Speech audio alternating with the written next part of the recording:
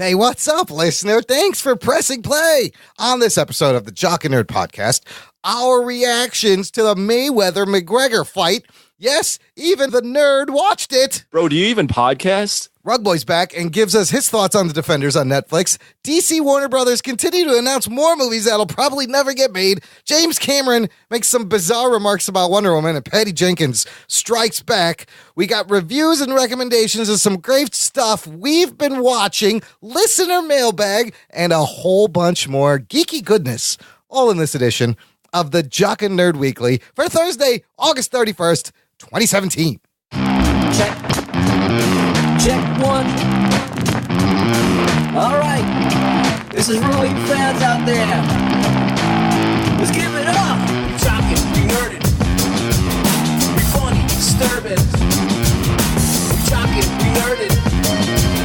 Be spoiler alert. Oh yeah. Be talking, be nerded. Be funny, disturbing. Oh yeah. Be talking, be nerded. Be spoiler alert. Oh, yeah, that's right, listener. Welcome back. We got more bounce to the ounce, and that's only because I'm gaining weight at an alarming rate. Right here, welcome to the Jock and Nerd Podcast, where we give Do you think of these things prior, or is that just off the top? Right, it's called off the dome. Yeah, just like Mike Rips would appreciate it. It's off the dome. This is the show where we give you comic book and superhero-related news, reviews, and interviews every week. And it's not always all three of those things. Sometimes it's 1, 2 out of 3 ain't bad. My name is Imran. My name's Anthony. He's the Jock. He's the nerd. And he's the Rug Boy. Welcome back. What's up, Rugs? Can you hear me? I can hear you. How you Do doing? I sound good? You sound good. My mic is different. Like, I don't know. I'm recording from an undisclosed location. Oh, you know what? That kind of clarifies why you were asking me to find you a puppet lawyer. Yeah, it's complicated. I can't really discuss anything, but, you know, it's going to be fast and loose all right. for the next foreseeable future, whether Rug Boy is always available. You kind of have like a Mr. Robot deal going on. Is that what's going on? Somewhat. I hope it's not like that. Man, I think he gets killed. All right, look, Rugs, just stay under the radar. Don't call any attention to yourself. You'll be fine. We'll get you out of this. Yes. We'll start a GoFundMe for your legal defense right away. Go fuck yourself. Go fuck yourself for that may be better. Look, this is what we're going to do. If you're new to the show, here's the show rundown. We're going to have some news. We have Jock News and Nerd News. We're going to get Anthony's reaction on the MayMac. Did you see the fight?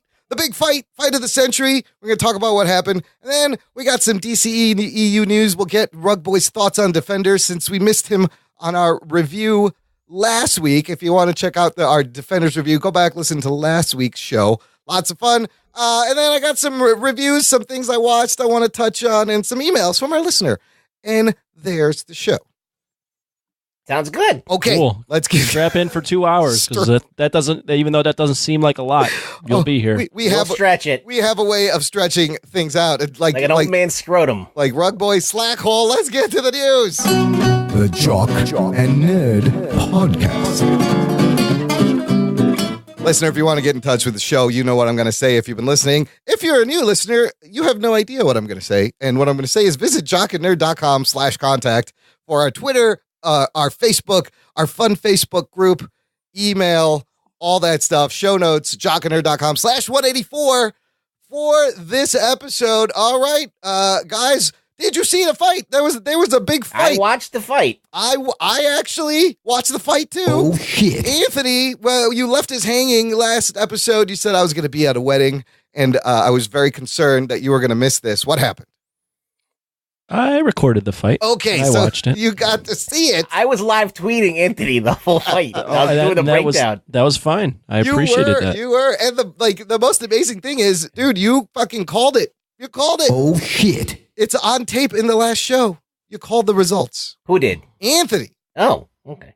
You can. Yeah, I mean, I threw 2 rounds out there, so I can't be like pretty good standing on top of the mountain saying I did it, because I threw 2 rounds out there. A real prediction would have just been 1, but I'll take a little credit for that. Well, I figured that was going to happen because I felt like that if McGregor didn't win the fight early on, then it was going to be kind of like that Rocky situation where he's going to try and hang in as long as he possibly can before he gasses out. So for the listener that has been living under a rock and has no idea, Anthony said TKO 9th or 10th round, and TKO 10th round Mayweather is exactly what happened. Anthony, what'd you think overall? It kind of seemed like it played out the way you thought it was going to play out. To an extent. I mean, anybody that watched the fight through their specific lens probably watched the fight and was like, yeah, that it confirmed what I thought. So a boxing fan was probably like, oh man, of course Mayweather was going to win. This is and everyone knew. And a real MMA fan that's just not a dick rider was probably like, oh yeah, I told you Conor would do a lot better. And then the casual fan was probably like, oh, that was kind of entertaining. I don't know what's going to happen. I'm watching. So give me your quick recap in your words for maybe the listener that hasn't fucking seen this or knows. Or just doesn't really know what happened or understand what happened. Yeah. Basically, the early rounds, McGregor won. Basically because Mayweather was kind of slightly confused by what he was doing. Yeah. And just was kind of very cautious because, as Rugboy stated, if McGregor was going to win, which the chances were slim, he was going to do it early. Had to be right away. It had to be right away. There was no way he could keep up with him. There's no way. No, there wasn't. It wasn't only the fact that McGregor just has bad stamina, which is the case even in MMA, but this is also a longer fight, and Mayweather decided to switch tactics about midway through the fight once he kind of figured out what McGregor was doing and started to pressure him and started to do what they call kind of fight like a Hispanic fighter, which is put your gloves up and just dig your head into his chest. And he basically did that to McGregor throughout the rest of the fight, which... That threw McGregor off. Well, yes, it threw him off and further sapped McGregor's energy. Mm-hmm. And by the end of the fight, McGregor was completely gassed and Mayweather won. And it was very smart tactically for Mayweather to do that. You could see him Did getting you ever tired. feel that McGregor was at an advantage and Mayweather was in trouble at any point in the fight? There were there was one moment in the first round where he caught him with a nice uppercut leading in, but Mayweather basically shook it off. Like nothing, like he didn't even seem physically impacted at all. And then there was a spot in the 9th round where it's kind of hard to tell. He threw a body shot that Mayweather seemed to be hurt by, but the referee ruled it a low blow. It wasn't a low blow. It was actually a good body shot. But I don't know if the thing about Mayweather is he tends to kind of embellish fouls. So I don't know if he was just like reacting to just get a point taken away or he was actually hurt by the body shot. So it's hard to tell. It up. So McGregor won like the first 3 rounds, 4 rounds? You could say he won the first 3 for sure, I would say. The 4th round's kind of a toss-up, and then some people are debating the 8th round too. So was McGregor getting away with illegal shit a little bit in those first 3 rounds? Yeah, but I mean, it was like instinctual. I mean, it wasn't like... It's stuff he's learned in MMA that's legal in MMA, and I think he was just doing it. He kept going like behind him and stuff, and then. Well, that's not illegal. Okay, going but then behind him is Mayweather would not turn illegal. his back and like crouch. All right, I'll tell you what was going on there. Yeah. So McGregor actually has really good footwork, and was cutting an angle on Mayweather to actually get behind him. In MMA, if you get behind him, you can still keep fighting. Right. So he would actually cut an angle and get behind him, and Mayweather. Who never really does this, would kind of just go into the fetal position because Mayweather was trying to entice a foul, basically. That was like 2 different styles and a little bit of like he couldn't figure out what he was doing, and they're not used to each other's styles in the beginning. Well, it's McGregor not being used to not being able to take someone's back. Now, were you surprised at McGregor's performance or not at all? I'll give him credit. He did the best he can do given the circumstances of it being his first pro boxing fight. Right. And only having 6 weeks. I would say he did well. I wasn't thoroughly impressed, though, because honestly, I think a lot of the rounds he won, it was just Mayweather not doing anything. Right. But he's still winning rounds. He's still winning rounds, yes. Yeah. But it's also, I don't want to take too much away from Conor because it is very impressive that he won rounds against Mayweather. But Mayweather's 40.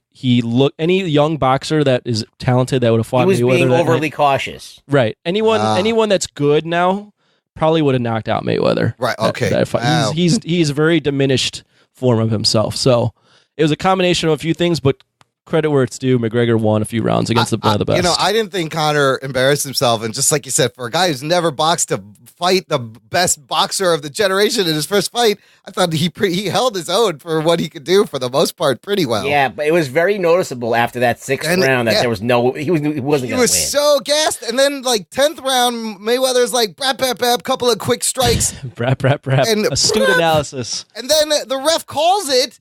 And I kind of wish he'd have let him knock the fucker out.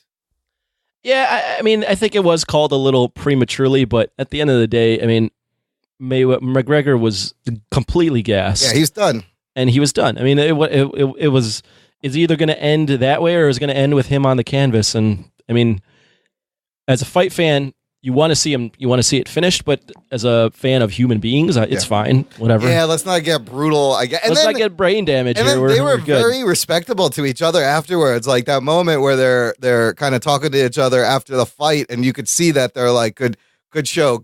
You did good. They had a lot of respect. I like that.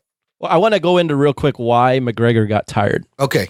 First off, he's never fought 36 minutes. The longest fight he's ever fought is 25. That was my question. How long is a general average MMA? But I would also argue, though, MMA is physically more exhausting than boxing. Yes. So that's not necessarily why. It was more the fact that, so McGregor likes to fight. He has very long arms, and he has great timing. So he likes to fight at a certain distance where the guy is away from him. The guy's away and he can like punch him and then get away, punch him, get away. What Mayweather was doing was he was crowding him and getting that distance so that if you watch the fight, McGregor, once Mayweather was pressuring him, McGregor's punches were just like pitter patter because he couldn't ever set his feet and actually punch the guy. McGregor didn't know what to do, basically. He didn't expect it, and Mayweather's been fighting his entire life. It's like he was not only putting physical pressure on him, but he was putting mental pressure on him of, this guy is in my face and making me back up every single moment of this fight, and I don't know what to do. Yeah, it doesn't give him a moment to think about his next move. So when you're thinking that much... That's exhausting. In anything, it's exhausting. Wow. And man, Mayweather got him a couple of times with his right square in the face. So many times. It was amazing. I was like, oh, look at that shot. Well, he's been boxed. It's like, I heard this analogy on Joe Rogan, but it's like for boxing is like tying your shoes for Mayweather. Like the first time you learn how to tie your shoes, you're like, I gotta put the loop through and I gotta double knot it, and I think about it. Now that when you tie your shoes, unless you're Imran and you're using the slip-ons or Velcro. I still wear Velcro. Yes. You tie your shoes in without even thinking. Well, it's like that's the difference. Yeah, It's just a wider range of experience in that one discipline. And it's similar to musicians. I know a lot of guys who play guitar and they're so good that it's effortless and it's amazing. And you're like, it doesn't even look like you're trying. And you're so fucking it's like good. You don't even think about where you have to strum the keys or anything like that. It's just instinctual muscle memory. Man, entertaining fight though. Yeah, I thought it was good. Worth the $100. Let's talk about how everybody watched the fight. Anthony, did you pay for the fight? My dad paid for the fight, so I went over and watched it, and immediately after, he was like, I got fucking suckered. I knew that was going to happen. A lot of people are upset. Ruggs, did you pay for the fight? If I answer this question, it'll make my case even worse. You were already in the puppet witness protection program. I'll pass you. I saw the fight. I'll tell you that. Okay. I saw it. Okay. I started watching it around the 6th round on Periscope by some kind-hearted soul who just was shooting his TV. And I hear there was a lot of people who just shot their TVs, put it live on YouTube, free stream. So on behalf of everyone who saved $100 to you guys streaming the fight, thank you very much, because we got to experience the shared thing. So yeah, I just watched it on my phone on Periscope. I was like, this is awesome. Here's what's funny is I've always stealing. Look, it was a little bit stealing. Well, if you pay for the fight, you're not stealing. That guy paid for the fight. Yeah. Right. Yeah. Didn't say what he's gonna do with the fight. Yeah. So I wanted to know how much money they make. I guess they have to wait a week to get the returns. So there's a lot of so the all-time pay-per-view record in America is Mayweather Pacquiao. Yeah. And I think they sold 4.4 million of those. Whoa. Dana White is quoted as saying he got recorded after the fight, and he's saying worldwide, now it's just a Instagram video of him talking casually. Okay. That this sold 6.5 million pay-per-views. Holy shit. There's an early So you take 6.5 and throw that times $100 and holy shit. They're rolling in the cash if that's true. Check this out. This is crazy too. That weekend. Wait. But before you say that, there's an estimate that like over 2 to 3 million people watch this fight illegally. Oh yeah. Or not, I might not even be that. I think it's 2 or 3 million streams were caught. Well, wasn't it delayed because they were having trouble with the pay-per-view stream, and the paid people were having issues? Yes, so because everyone was ordering it all at once, and the systems were just crashing. This is how savvy Mayweather is as a businessman. I was listening to the Joe Rogan podcast, and what he had Brendan Schaub on, who was doing the Showtime broadcast. Yeah, Mayweather was heard that like, oh, like, hey, a lot of people are having trouble ordering this fight. So he was like, fuck this. Delay the fight. Let's get everyone ordering it. Oh, so shit. He was literally like, yeah, because he basically runs the whole operation. Oh, he's in with the Showtime guy. That's right. He's like, even in the midst of getting ready for a fight, he's like, fuck this. I got to be a savvy businessman. Delay the fight. Wow, that's interesting because he wants the green guys. He definitely does. He's already getting paid, so he really didn't have to do that. Oh, he is. Oh. See, Mayweather and McGregor get a cut of everything. Oh, so they get a cut of every pay-per-view. Okay, they get a cut of every ticket sold, every merchandise sold. So that's why after the fight, McGregor was like, yep, I'm getting my fucking auditor in here, and we are auditing the shit out of this whole thing. I need to know exactly how many things every are paid. single number, because it's all money in my pocket. So, yeah, I'm sure both of them were like, that's cool. We can wait 20 minutes. Just get this thing fucking rolling. So a couple of interesting news stories regarding all that. First of all, Fathom Events, you know how they do like the DC movies? They'll do a run. I heard about this. Fathom Events, they had a theatrical broadcast of the fight. They grossed $2.6 million at 532 movie theaters. Now, this summer's box office has been so shitty. They're saying it's the least amount of tickets sold in 25 years in terms of summer monies. That 2.6 million put it in the top 10 of the movie box office. Oh shit! For the week. How crazy! This is how shitty that weekend of movies was. The Hitman's Bodyguard made 3.8. Annabelle's Creation made 2.8. Birth of a Dragon made 2.5. So the McGregor fight made more than a fucking movie, which is crazy. Hey. That's reasonable. I mean, the Super Bowl does fucking gangbusters. So it's like a sporting events are big, It's just that this sport particularly is not as popular as it once was. This is true, but just anecdotally, there were people, there were people talking about this fight that I never talked to about boxing or MMA. Yes. That were like, hey, who do you think is going to win? How are we going to watch this fight? And I'm like, wait, you never watch. Like, I think this was honestly a big cultural event. As it got closer to their bout, man, everyone was started talking about it everywhere, and like you felt it. I'm like, shit, I gotta find a stream, and I just kept checking Twitter and hashtags. Boxing or MMA might not be especially boxing might not be as popular as it once was. MMA is kind of coming up, but anytime you stick two crazy like personalities in, and you hit the right, and you set off the match, I mean. Fight's a fight. People are going to want to watch that shit. It was entertaining. And like you just said, not everyone was happy with the quality of the stream that Showtime was providing.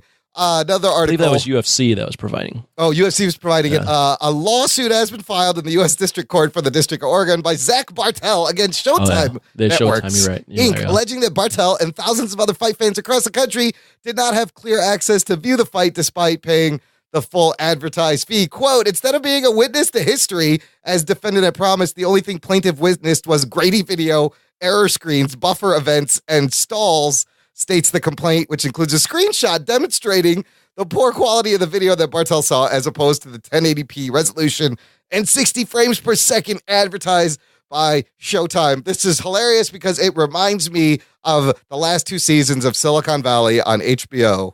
Like this, they just use Richard's compression.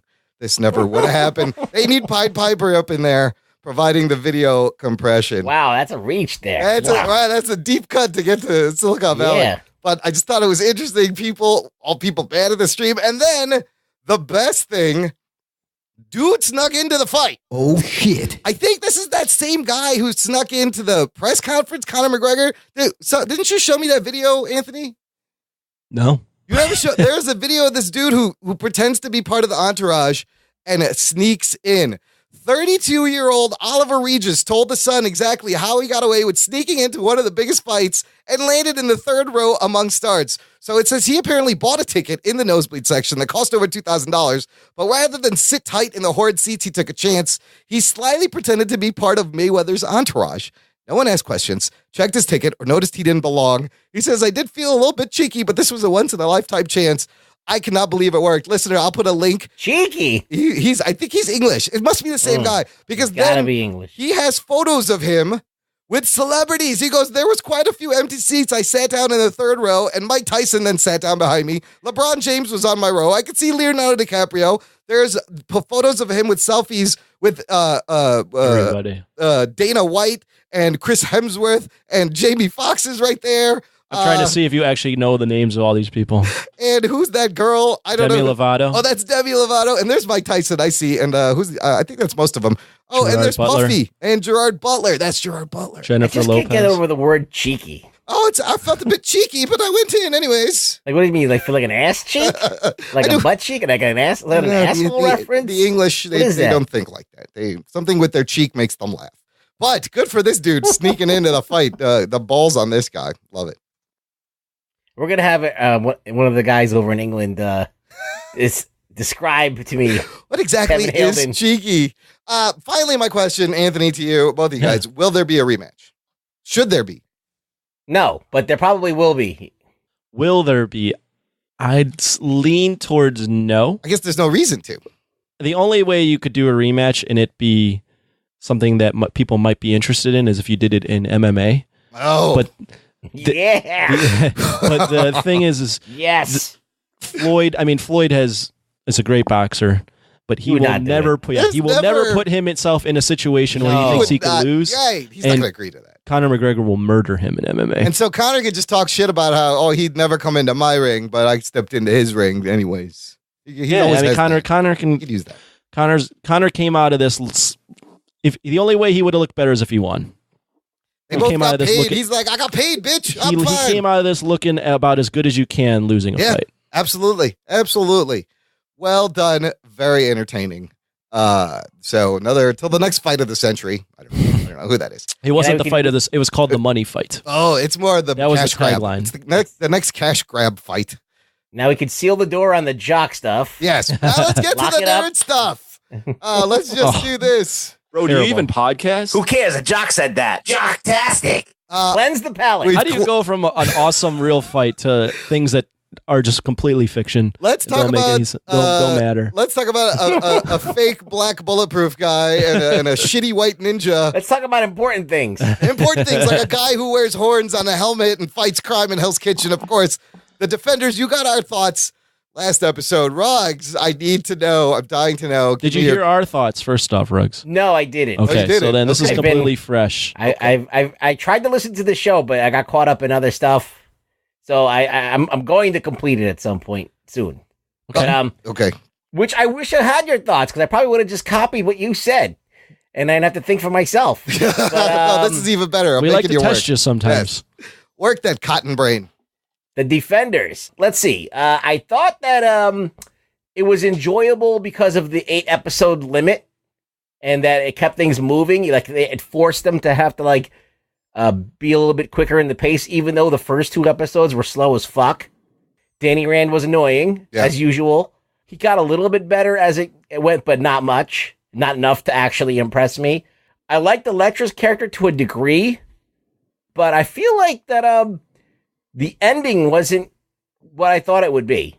I felt underwhelmed by the ending. And also, there's an elevator shot where they're taking the elevator down. Yeah. The green screen is so bad that it just pulled me right out of the fucking thing. I mentioned that to Imran. Anthony caught that. I didn't notice Holy that. fuck balls. Who allowed that? I noticed the shitty green screen when the guy fell down the elevator shaft. Yeah, it's just, and it didn't, the crescendo wasn't a crescendo enough. It was underwhelming. I don't understand the plot point of Sigourney Weaver wants to go and get this fucking dragon bones so she can continue to be. Yeah, it's vague. Yeah, and then how many there's a lot of dragon bones in there. It seems like there's a lot. What do you nobody and they didn't ever explain what the black sky is. Nope. They just kept on saying it like it meant something. I would have loved to have seen a fucking real dragon, an alive dragon. Yeah. At the end of this shit. Yeah. Even if it was asleep and it just woke up or something. It'd be cool to be just see Luke Cage's face after that happens. I mean, that's what I wanted in Iron Fist, and they didn't show us no fucking dragon. Yeah. You ain't getting that dragon. No, I don't think we're getting. I feel like let's say I Game feel of like they Thrones. underpowered a lot of people. Like Jessica Jones could do so much more shit, but she didn't do anything hardly. All their powers are inconsistent all over the place. Yeah. We did discuss that also. So, it was kind of a weird thing. The hallway fight was interesting, and that was like a cool standout fight scene, and I don't remember anything else really. Yeah. Yeah. And Daredevil is still the best show out of all of these shows. Absolutely. It's more memorable. It's just, it impressed me more when I was watching it. I got more of those goosebumps when you're watching the show. Defenders was cool and all, but and it was enjoyable. I'm not going to say it was bad, but I'm just saying that it was underwhelming. That's basically where I'll leave it at. Okay. Yeah, sounds good. The first word I said was disappointing. So it's close. Slightly disappointing. I said it was overall just empty. Imran, kind of shallow. You also rated it. But you did gave you it like think an that- 8 out of 10 or something. Did you think that the shorter episodes helped it or hurt it? Well, Anthony had a good take on this. Yes and no. Like, even though it was 8, there was parts of it that dragged. There was parts of it that needed more exposition, but then they added exposition where it wasn't necessary. That's the fault of the writers. Yeah, no, I was going to say that it felt too long and too short at the same time. It felt too short because we got introduced to 3 villains that I didn't meet before, and they got no character development. And then it was too long in that it seemed like the plot was fucking thin as shit, and they stretched it. Yeah, It's still, like you said, I still don't really understand what they were looking for underneath. Yeah. I still don't really understand the Black Sky, and you had 8 episodes and 4 Netflix series before this to kind of explain that, and still didn't. This really could do a job. almost have been like a 2-hour movie, really. If you took out the 3 extra fucking members of the hand and compacted it, you could have had, and that could have been cool. What did you think of Sigourney Weaver? She was okay. I felt like she was underused. Yeah, I mean, she did, what she did was fine. Everything that she did was fine. She wasn't bringing it down at all. She was actually elevating it when she was on screen. Then they just waste her with a stupid decision. Yeah, they didn't do anything with her. Wow. I felt like she could have been a cool, ominous character that was kind of more omnipotent. They were hinting at it. They did hint at it, but as I said, there's so much restraint on these shows. I don't know why. Yeah. It's a superhero show. One dude has a costume. That's the other thing that really bugged us in terms of restraint. There's one thing, or there's one review that I read that actually kind of sums up how I feel about this. You've got a bulletproof black man, a white girl that is strong as fuck and can jump, a guy that wears a horn suit and can sense everything, and a guy with an iron fist, and they're fighting inside the dragon, the bones of a dragon, right? Yeah. On paper, sounds like fucking epic as fuck and fantasy filled. Yeah. And then when you put it on screen, the way they portrayed it, it's so grounded that they've taken all the coolness out of anything about that. Yeah. Too grounded. Yeah. I mean, look, when you've seen other shows that are like Game of Thrones, for example, where they just, when it's time to fucking have some shit happen, it's fucking memorable as fuck. They go for it. Yeah. Yeah, they really do fucking spare no expense and try and make it worth it. So I feel like that they cut down the episodes, and they should have had more money to do more things. There wasn't really that moment either. There was a couple of oh shit moments, but nothing that. But they never go full comic book. But they introduce comic booky things, but then they're like, but we'll put it in a dark cave, or we'll put it in a hallway, or it's never these exciting sets or anything like that. Oh, the sets were not good. They never go to China, and it's really Queens. Yes, it's really a dock in Queens. Ruggs, where would you rank this in the Marvel shows? Oh, it's definitely better than Iron Fist. Oh, yeah, well, it was more fun to watch. Yeah, that's a no-brainer. It was better than the last half of Luke Cage too. Agreed. So I'd put it there. I think that's I where still we think had Jessica it. Jones and Daredevil. And the Daredevils are better. Are head and shoulders above anything that we've seen. Jessica Jones on a writing standpoint, and Daredevil from the action standpoint. Yep. And cinematography of Daredevil's also. That's exactly what we had. Where we had it. So those two things, they're really never hit that benchmark again. Let's go with a number rating for you, Ruggs, out of 10. Oh, no. Putting you on the spot. You know he's not good with numbers. I'm gonna say I don't know, like a 6.5. I've been giving a lot of 6.5. That's my go-to score. It's such a great number. When I don't hate something, but I don't like it either, I just 6.5. 6.5 is like a meh. What did you go, Imran? You went 7? I said 6 or 7, so probably 6.5 also. Like I agreed with the average weighted score. I went 4.8. Yeah, you went Holy shit way balls. I like low. this, Anthony. I like this. Take a fucking stance. All right? Take a bow. He's like 4 fuckers. Look, for Netflix, despite the content, despite the fact that it was just kind of like a weak crossover, this series is important to them because they are using this series to study their audience. They're watching the data because here it says How do they watch the data? Well, How do they watch it? I'll tell you. Here's from Wired. One story says the Defenders premiered last week, so it'll be a while before Netflix gains an exhaustive understanding of viewers. But they are watching the data closely. A thorough understanding of it will make Netflix more adept at recommending programs, yes, but it will also provide Netflix with a better idea of the shows it ought to make in the first place. Netflix has never brought stars from 4 shows together in an ensemble cast before, and the experiment could help determine whether it should do it again. Only a small fraction of viewers watched all 4 programs that inspired the Defenders, but many people watched at least a couple of them. So from comicbook.com, they have more information. They say for general audiences, Jessica Jones is the jumping on point of choice. They then typically move on to both season of Daredevil, then Luke Cage, and then Iron Fist. Netflix estimates that 1 in 8 users are not familiar with the content based on comic books before beginning the Defenders. So their first Netflix Marvel series is also their first superhero TV series. Another interesting note it says here was that those who watched Jessica Jones typically followed it up with Daredevil and vice versa, while those who began with Luke Cage usually went next to Iron Fist and vice versa. Do you want to see? I'm looking at their tracker. Yeah. And they're linking what people watch on Netflix to other Netflix shows. Did you see that? Yeah, it's that's pretty cool. How do I zoom in on this? So, for instance, Jessica Jones has a lot of crossover with Making a Murderer, Stranger Things, or Master of None. Okay. Daredevil is a lot closer to House of Cards. Luke Cage is closer to Shameless or Black Mirror. Yeah. And then Iron Fist, no one watches. No, The Vampire Diaries or Grace and Frankie. Oh, ew. And the 100. So it's, I mean, I think this data is very fascinating and it's I mean, you didn't help notice them. on Netflix when you pull up stuff, what they recommend to you is based on your watch habits? Yes. They study all that shit. Yeah. And, but the fact that like there's the 4 different shows leading to one, how many people watch which one and which order to get there, they may or not may try more crossovers with some of their other shows. Once all what'll eventually happen with that data? What happens? Before you start playing your Netflix show, you'll get a targeted ad. Oh, yeah. Oh, yeah. Oh. Boo. No. Boo. That's what happens to data. They use it to sell you Use it to shit. sell you something. I thought it was interesting want that. how the normals watch the Netflix Marvel shows, because I know a lot of like girls. I'm like, you would love Jessica Jones. They're like, what's the Defenders? And they're like, I got to watch all this shit. I'm like, well, yeah, but you might like Jessica Jones. This person might like Daredevil. This person might like Luke Cage. So it's very interesting how... Yeah, it's You interesting. could just watch Jessica Jones. You could. But if you like that, then you're going to want to see more of her because you love the character, but you'll be disappointed when you watch the Defenders. Where Well, when you watch... not doing much. You watch Jessica Jones and then you watch this, she doesn't do shit. She doesn't do it's shit, yeah. She didn't get to like She just jump has the high. she just has the best lines. She did have the best jabs at everyone.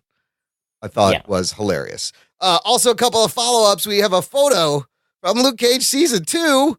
Misty Knight already has her bionic arm, people. In this photo, they're in a garage, and it's a shitty-looking prosthetic arm. So I'm assuming it's going to evolve. That's all Danny Rand can afford because he sucks.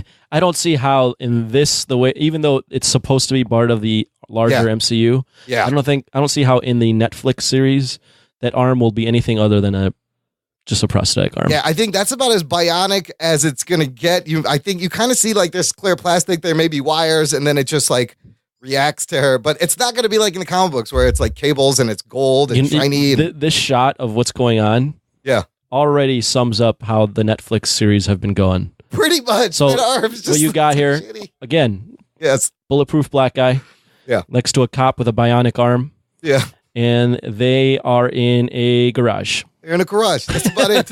A garage. That's their some fucking black setting. cars. There's some Uber pools, Uber X's in the background. Like, again, they like ground this fuck out of this stuff. And some of it is great, and then some of it it needs a push. I don't mind it being grounded. It's Yeah. just, I want to just, the action's got to not be grounded. That's where you can just go crazy. When you have like, okay, they exist in a world that we all know, but when it's time for fucking Jessica Jones to pick up a car and throw it at somebody, Show me the whole let thing. her do it. Yes. Right. Instead of just you see the car move and you cut to her like kind of faking dropping the car. Really? How about you just show me her picking up a fucking car? They don't have the money. That's really what it is. You need a crane and fucking just They green don't have screen. the money. They don't have the money, and these shows are rushed. They don't have the time. They are rushed. As we talked in our review, like they didn't know what was in the hole until they started writing the Defenders. Right. And that's why there's fucking dragon bones in the hole.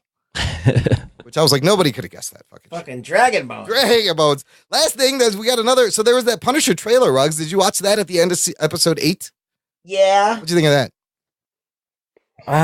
What you just see him with the skull. Well, he's hitting the concrete. Yes. And you see a bunch of shots, and then the concrete's like in a skull thing. Yeah, it's like a John Wick thing. It's a very much John Wick thing, which is what he does to get his weapons. We have another little teaser, which has more of the cast, and it's kind of glitchy and it's cool. And at the end, it glitches over the date. So we still they're really being they don't want to tell us the date. It's like glitchy 2017, and we all still think from what I'm reading, it's November. But it's really interesting that they don't want to reveal the date yet. I wonder why. Who knows?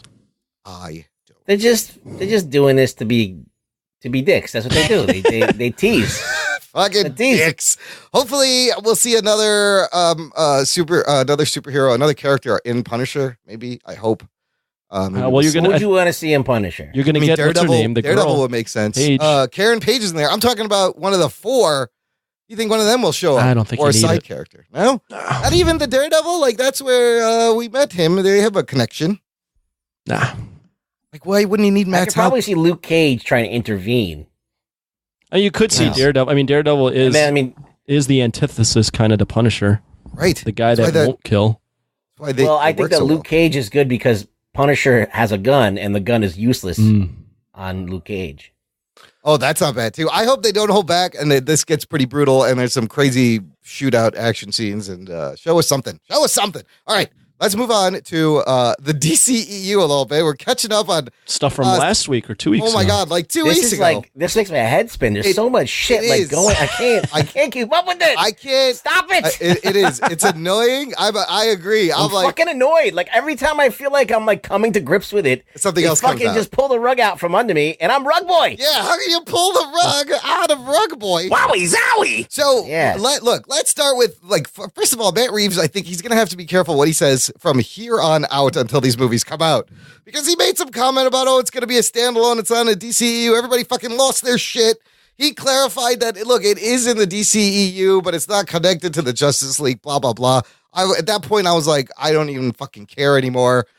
He didn't say anything about Ben Affleck, but if this trilogy is obviously it's going to be like a standalone thing. Like I don't expect him to trilogy. The Batman. If he's planning to do the Batman trilogy, he wants to do 3 movies. But let's just it can't be. Let's start with the first movie. Set it before all this shit. Get a younger guy. Recast your Batman.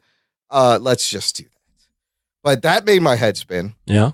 The crazier shit is all the Joker fucking shit that came out. Yeah. From Deadline. Deadline reporting a Joker origin movie in the works with Todd Phillips writing to co-write a script who did The Hangover, produced by Martin Scorsese. Oh, shit. And produced with Phillips. And this is supposed to be an origin story that's going to be set in the early 80s. So imagine Scorsese's films from that era, like Taxi Driver, Raging Bull. And it's not going to be Jared Leto Joker. But he's producing it. He's not directing it. He's producing. Yeah, producing doesn't mean as much to me. That's true. He's paying for it, ultimately. Who knows how much say he will have. But so many things to unpack. Does the Joker need an origin movie? Is this even necessary?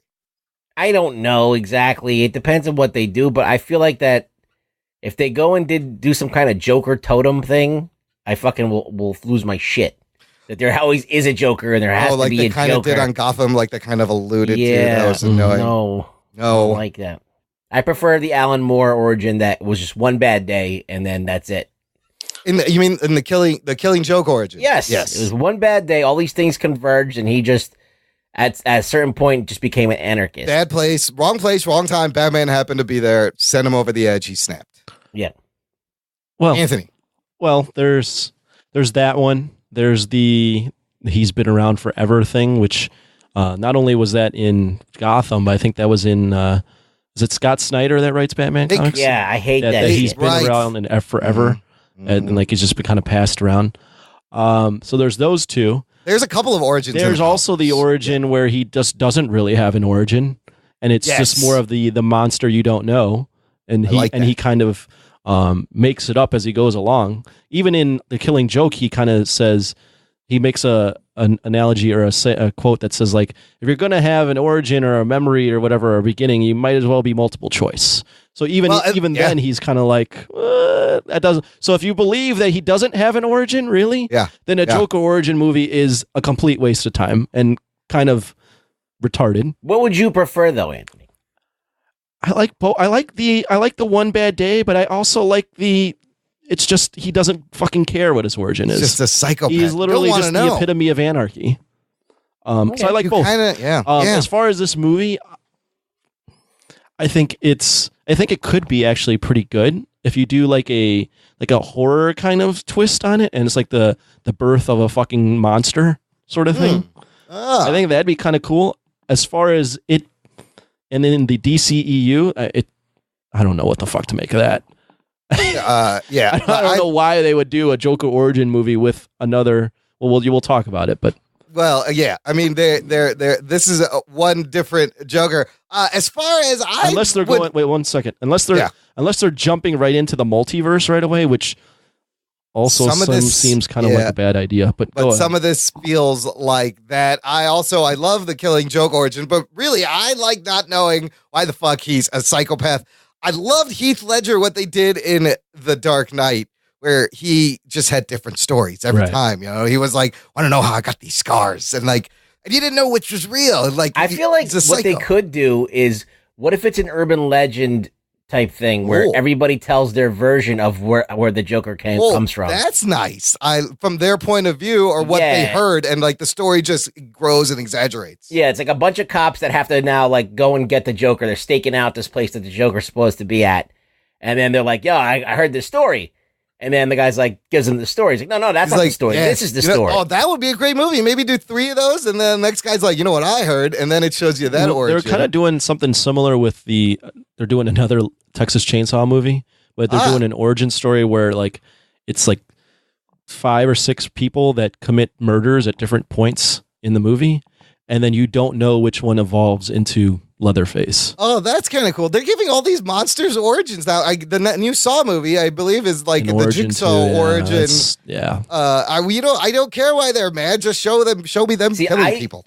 I would have liked to do my version of the Joker is that he's always been fucked up from birth. He was just always a fucking crazy fucking, and he finally figured out that Batman was something for him to concentrate on. But he was always like a kid who grows up to be a serial killer. He was just a fucking... He's fucking born that way. He's killing cats in the backyard and doing fucked up shit. Yeah, he's like Damien. He's like the Antichrist. Yes. He was born The worst has to be in Batman 89, where they made Joker the same guy who killed his fucking parents, Jack Napier, and the age never matched up. I was like, there's no way. He would be 80 years old if you show, what is this? It's ridiculous, but they didn't know. They don't know what. Let's get into because this isn't just happening on its own. There's something else that's happening. So let's get into the fact that they're doing an origin story while they're making a Joker and Harley movie with Jared Leto and Harley Quinn. And supposedly this is replacing the Gotham City Sirens movie. Yes, which is going to be Harley and Poison Ivy and Catwoman. Glenn Ficarra and John Requa, directors and executive producers of the hit NBC drama This Is Us, and who also wrote and helmed the 2011 film Crazy Stupid Love, are entering the DC Cinematic Universe. And Warner Brothers, the duo, are in final negotiations to pen and helm an untitled movie centering on Joker and Harley Quinn, featuring Jared Leto, Margot Robbie. If this came out in 1997, yes. It would be a slam dunk. But in this politically correct, neutered world that we live in, you can't do a movie about evil people and let them be evil. You can't do a movie people about losing their shit. A damaged, abusive relationship. Yeah, it's just no one's going to go for it. It's just not. It's just not. I mean, there is the idea that people are so repressed now that they want to release and go see something like this, but I feel like it's going to garner so much fucking shrapnel. What about that Mad Love storyline? Could you do that? Was that really that dark? I don't even remember it that well. Mad Love? You're talking about the show with Paul Reiser? No, that was Mad About You. Oh, okay. Hellen Hunt. I don't even know that storyline. Nobody knows what that is. You threw that out there like that was a mainstream storyline. Some fucking guy that listens to our show is going to shit their pants when I make that we did comment. a Mad About You reference? Yeah. Mad Love, it was part of the Batman Adventures. It took place in the animated TV show kind of universe. It's a one-shot comic written by Paul Dini and Bruce Timm, and it's set in the continuity of the Batman animated series, and it's like their love story. It's kind of like a twisted criminal love story that may or may not work as a movie. I don't know. Okay. I haven't seen it in a while. Yeah. So I'd have to rewatch it, but I did see the Harley Quinn Batman movie. Did I tell you about that already? No. Well, we'll get to that when we go over what we saw. Okay. That's good. So look, they're saying this is going to come out after the Suicide Squad sequel, which is delayed also, but Joker may be in that movie. Like, there's all these Jokers. Wait, well, let me get into what I think about this. Yeah. I actually think this will do well just because it's Joker and Margot Robbie as Harley Quinn is super popular right now. So I think it actually will make money. I do not think this will be a good film. I'm one of those, the more I watch Jared Leto as Joker, the more I really don't like what he's doing with it. I'm surprised because I didn't think we'd get to see him again as the Joker. I don't know if I like him now. He didn't get to really do a lot. No, he was hampered by his script for sure. But maybe he needs a chance to redeem himself and actually be the do you Joker. But no. Do you like the over-the-top mob boss, not at all ironic, anything? Not really. No. Hipster Joker that we kind of got? No. I just want to punch him in the face, and not in a and good it's not way, in a way. You're evil and I need to get you away from me. It's like, please get off the screen. You are annoying. Yeah, it's way too over the top. I would appreciate a little bit of subtlety in the Joker, even though he has a white face and green hair. But you don't need the fucking gold teeth and the tattoos, you assholes. We get it. He's the Joker. That's enough. And I hate his laugh. That staccato laugh that he came up with. Not good. The scene where he's with Common in the strip club, every time I watch it, I hate it even more. It's not good, is it? No, it's not. When he's like whoring out Margot Robbie, and then saying, I forget what he keeps repeating, but he's like, and he kills him. I was like, this is so terrible. It's so douchey. Too much. They just love announcing Joker things. isn't douchey. He shouldn't be a douchebag. You should be intrigued and afraid and in awe of what the fuck he's doing and what's going on. Yeah. Yeah, Heath Ledger nailed that shit. Okay, but let me ask you. All right, so then here's the follow-up. Yeah. What do you think of the fact that they're doing both of these movies at about the same exact time?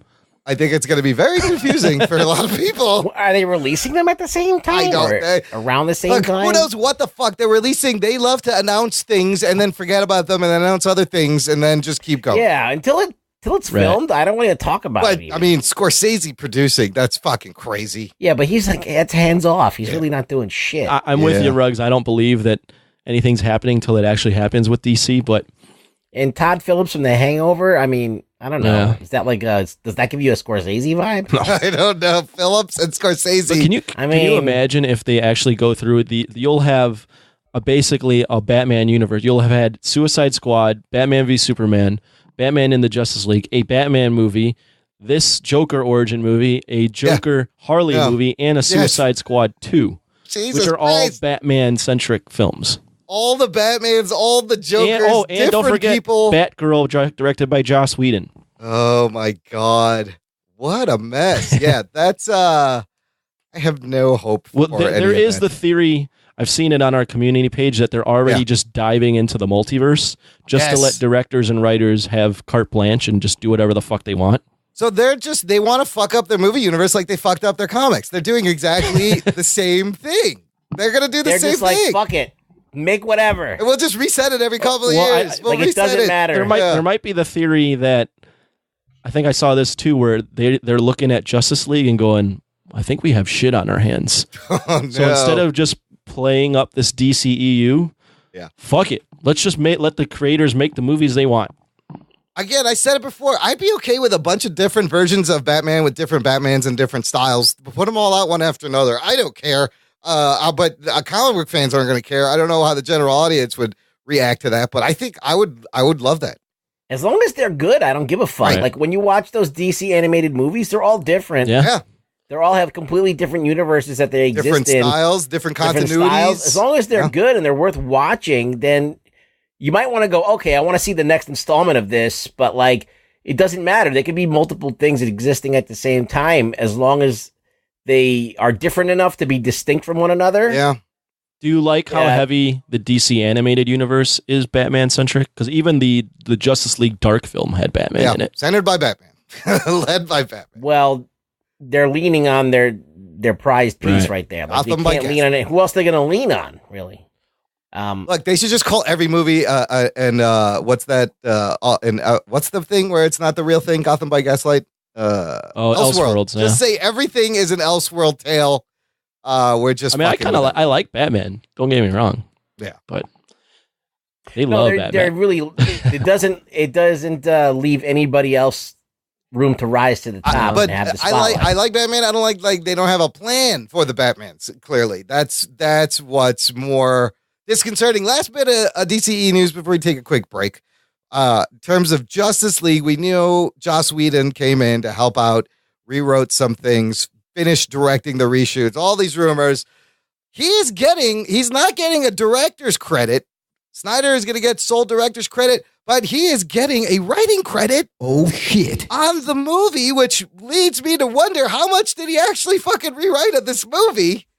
And how long has he been working on it? It's like all of the dialogue happens when no one's on screen. They cut away to somebody else and someone else is talking off screen. Like that's the only way they can do it. Every time there's dialogue, it's just a reaction shot of the guy he's talking to.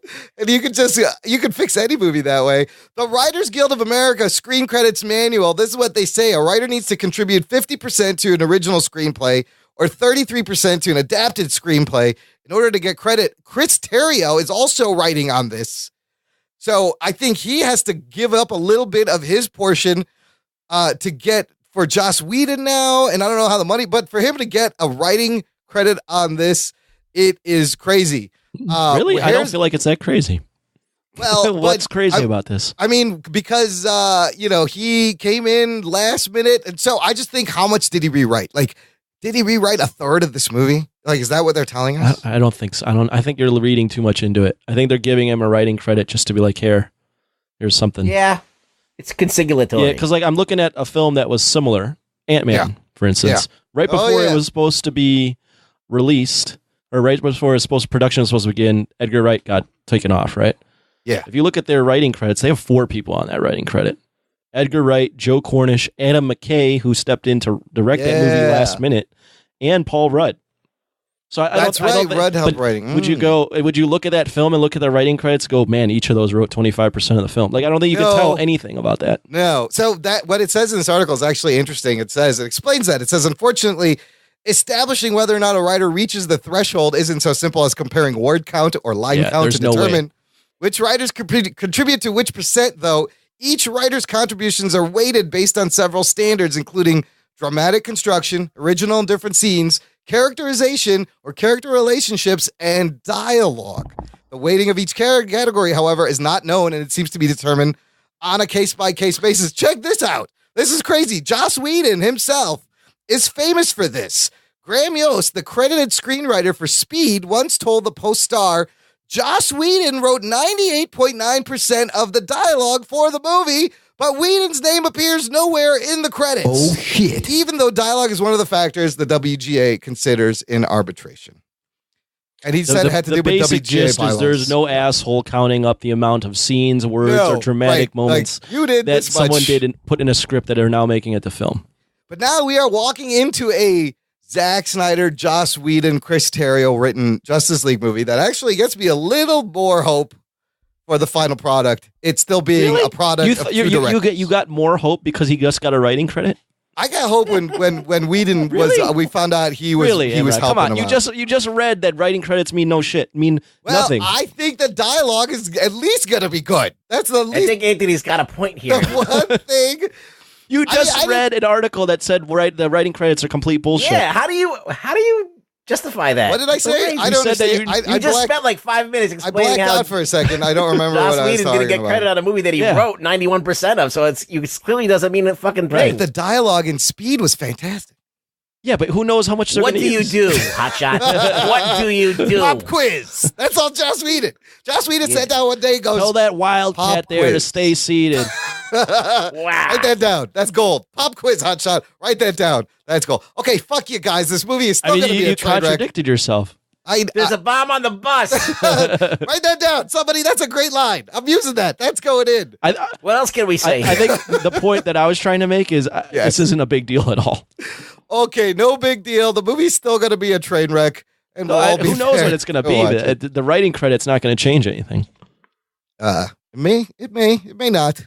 It won't. Whatever. Let's take a break. I'm going to play some promos. We'll come back and argue some more right after this. After these messages, we'll be right back. In a world where so many podcasts offer TV and movie news, along comes another one filled to the brim with podcasty goodness that is only slightly better at best. Admit it, you're always looking for a new brand of meaningless movie nonsense in your podcast diet.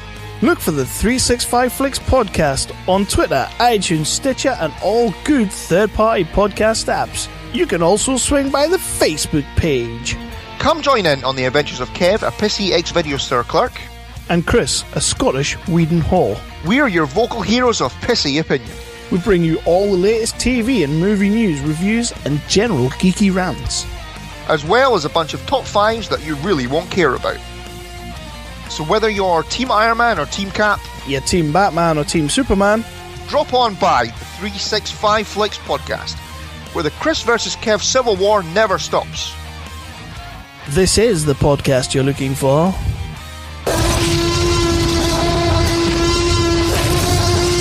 Trivia Geeks, the unpredictable game show podcast, is back with a brand new season.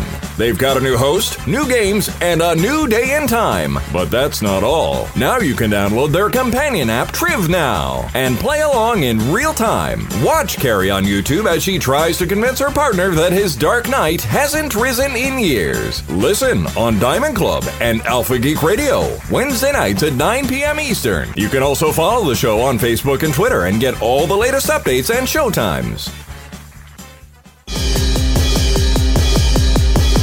Do you like video games? Do you like comics? Do you like movies?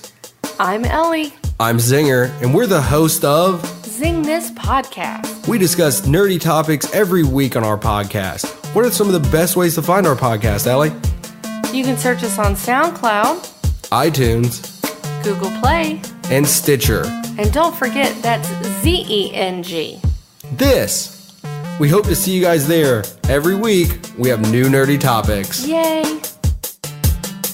Doc and Nerd. Hey, listener, I don't know if you know. Let me tell you, give you a little secret just between you and me right here. Just between us, we have a pretty fucking awesome fan club over on Patreon.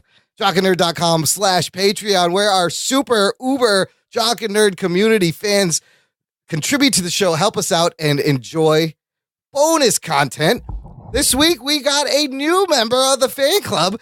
It's none other than our buddy, Jimmy Graben, Jimmy the Geek, formerly of the Northern California Newsroom. Jock and Nerd. He is now signed on to the Patreon. Thank you so much, Jimmy. And thank you. Yeah, dude, you rock. And we have an email from him later we're going to share. And since this is the first show of the new month, I'm going to read everybody's name on the Patreon. I'm going to thank them by name. Thank you, Jimmy Graben, Joe Henry, who you heard on a couple episodes back, David Zika. Check out Zika's Viral Comics on eBay. Jimmy McPike, Wes Cranford, Matthew Lawrence, Joey Lawrence's brother. Yes. Ron Hans, Adam Morris, our official podcast science advisor guy. Carrie Sims from the Blazing Caribou Studios Network. Stephen Tran, Joe from work. Steve Morrison, Matt Delhauer, David Malofsky from A Place to Hang Your Cape, and Philip Milan. Thank you guys so much.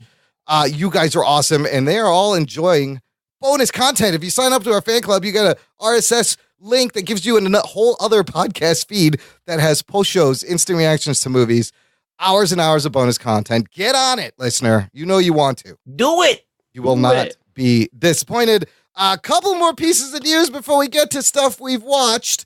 Wonder Woman hits another box office fucking milestone. It's crossed 400 million domestically. Oh, shit. Whoa. 800 million globally. Good. Very good. Fucking movie has made. It's unbelievable. That is a great milestone for domestic. It is now the second highest grossing domestically, in the domestically. So yeah. Fantastic. And it's 6th worldwide now. So everyone loved this movie. They went to see it over and over again. There was one person who had some things to say about this movie who didn't feel the way. And this one person is director James Cameron. Everyone, he's filming all his Avatar movies.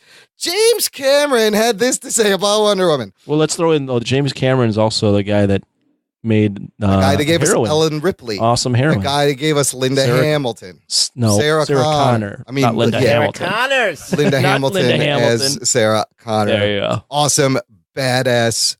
Two badass female characters. Two badass women, right? That's right. So, Wonder Woman, you're like, oh, he should love this. Here's what he had to say. Quote, all of the self-congratulatory backpatting Hollywood's been doing over Wonder Woman has been so misguided. She's an objectified icon, and it's just male Hollywood doing the same old thing. I'm not saying I didn't like the movie, but to me, it's a step backwards. Oh, shit. Sarah Connor was not a beauty icon. She was strong. She was troubled. She was a terrible mother, and she earned the respect of the audience through pure grit. And to me, the benefit of characters like Sarah is so obvious. I mean, half the audience is female. What a weird thing to say from the James Cameron. I don't understand why you would say this. What do you guys think? What's going on? Well, he had a different perspective. Like, the way that Sarah Connor comes off, you really believe it, that she's been preparing for this, that this to protect her son. Yeah, yeah. And it wasn't relying on, like, she's not like, you know, I mean, Linda Hamilton was attractive, you know, but not, it wasn't about her being attractive in that movie. She didn't, it wasn't playing on that thing. And same thing with Sigourney Weaver. Yeah. Like, they weren't really trading on her looks. I mean, there was some nipple shots here and there, you know, like some see-through shirts, but like, it wasn't like, so dead. Like, you know, like Sigourney Weaver was attractive in her day, I guess, but she's not the first person that I think of when I think of, like, you know, a hot chick. Right. Although I got to tell you, I had like a huge crush on Linda Hamilton from Terminator 2 just because of how badass well, in the first Terminator, she was cute. Yeah, she was cute. And we saw her boobs. But in the second, oh, that's right. There was that sex scene. In the second one, like, just how badass she was very sexy to me. And I think that. But now that I mentioned that her boobs were shown, now his argument's completely moot. There you go. He did show boobs. Damn. Anthony, what is he saying, that you have to be a damaged female character to be an icon? Like, a beautiful person can't be an icon? I think that's exactly what I was going to say. It seems like to me he is saying if you are at all sexy and portrayed as sexy or beautiful, then you are a typical Hollywood character and not a clear representation of a strong female character, which it's very weird. That doesn't make sense. I mean, I'm not a woman, but I disagree with that. I'm just going to say I disagree with that. I think Wonder Woman was a great example. I think he took a very contrarian view to be contrarian. I think he's a little bitter because of all the praise, like first superhero, you know, strong female hero, and he's like, "Yo, what?" He might be. He doesn't like superhero films. He doesn't like superhero films. That's the thing. It's like James Cameron never set out. Like, this is the difference. James Cameron never set out to try and like do a feminist movie. Right. He just made a movie. All right. He made a movie where he had a strong female character. It wasn't really a political statement. He likes using strong female characters, though. Yeah, clearly. That's what he likes. Yeah. Dark Angel. You know, he used Jessica Alba and used all of her sexual wiles and her tight shirts and all that stuff. He writes them fairly well. But he's not trying to make a feminist statement. He's just putting women in action roles because he likes that. Convention. Yeah, but so he's not thinking of it as a feminist. He's thinking of it as, hey, I'm going to make something that's going to be sexy and sell. And it's going to be cool because like I have, a cool character. I'm going to make her a female. And he doesn't like, make feminist movies. He's not like trying to like Sigourney Weaver being like not a feminist icon or whatever. Right. It wasn't intentional. Like this Wonder Woman movie, it was calculated to try and be this feminist superheroine movie. But it's Wonder Woman. It's in the nature. It's kind of in the essence of the character. So Patty Jenkins, of course, she's going to have something to say. She responded to his comments with this. James Cameron's inability to understand what Wonder Woman is or stands for to women all over the world is unsurprising. As though he is a great filmmaker, he is not a woman. Strong women are great. His praise of my film Monster and our portrayal of a strong yet damaged woman was so appreciated. But if women always have to be hard, tough, and troubled to be strong, and we aren't free to be multidimensional or celebrate an icon of women everywhere because she's attractive and loving, then we haven't come very far, have we? I believe women should be everything, just like male lead characters should be. There's no right and wrong kind of powerful woman, and the massive female audience who made the film a hit can surely choose icons of progress. I agree with that statement. Good response. Very well crafted response. At the end of the day, he's going to catch a lot of flack for that, as he should, because he is a man judging how a woman should be portrayed on screen. Yes. What does he know? He's got a penis. A penis. That is the simplest way to just blow that off is he's got a penis. Well, pretty much. Now if you you can still be a woman and have a penis, according to a lot That's true. You could be. There is the trans part now. Yes. So you could actually make a case for that. You could. It's very in this world that we live very in. Fluid. I don't understand why he would come out and say something like that. I honestly think he's a very ordinary guy. If you read any of his stuff with like Aliens 2, the way he treated his crew. Yeah, we've talked about that. I think to be that awesome at something, you have to be not great socially in some other aspects. You can't be a nice guy. You gotta be a dick. You gotta be a dick. And I think he's never liked superhero films. You guys should read his script for Spider-Man, which he was going to do. Yeah, it's very weird and sexual. Weird as fuck. Yeah. But I don't think he's ever liked superhero films, and I think he also, I think there's a part of there might be a little jealousy in that he feels like he might have led the feminine charge. Yes. And he's getting no credit for it. And everyone's like, Wonder Woman's the first female icon when he's created 2. And he's like, yo. And meanwhile, he's trying to film 7 avatars, which nobody gives a fuck about Avatar anymore. And he's still trying to push Avatar. And he's still trying to make an Avatar a thing again. So he's just all it made a lot of money. That's the reason why they're doing it. He's creatively frustrated. That's just pure speculation on my point. Yeah, I would buy that. All right. You know who's not a dick is the actor Ed Skrein. You guys know Ed Skrein? The was villain the in bad Deadpool. guy. He wasn't Francis. He was Francis. He was Ajax in Deadpool, and he had joined the cast of Hellboy, which he has now exited. Skrein's exit follows the backlash online over the whitewashing of his character, Major Ben Daimo, an Asian character in the comics. The actor took to Twitter himself to announce the news of his exit. This is what he said. This is fantastic. Last week it was announced that I will be playing Major Ben Daimo in the upcoming Hellboy reboot. I accepted the role unaware that the character in the original comics was of mixed Asian heritage. There has been intense conversation and understandable upset since that announcement, and I must do what I feel is right. It is clear that representing this character in a culturally accurate way holds significance for people, and that to neglect this responsibility would continue a worrying tendency to obscure ethnic minority stories and voices in the arts. I feel it is important to honor and respect that. Therefore, I have decided to step down so the role can be cast appropriately. Representation of ethnic diversity is important, especially to me as I have mixed heritage family. It is our responsibility to make moral decisions in difficult times, to give voice to inclusivity. It is my hope that one day these decisions will become less necessary and that we can help make equal representation in the arts a reality. I'm sad to leave Hellboy, but if this decision brings us closer to that day, it is worth it. I hope it makes a difference.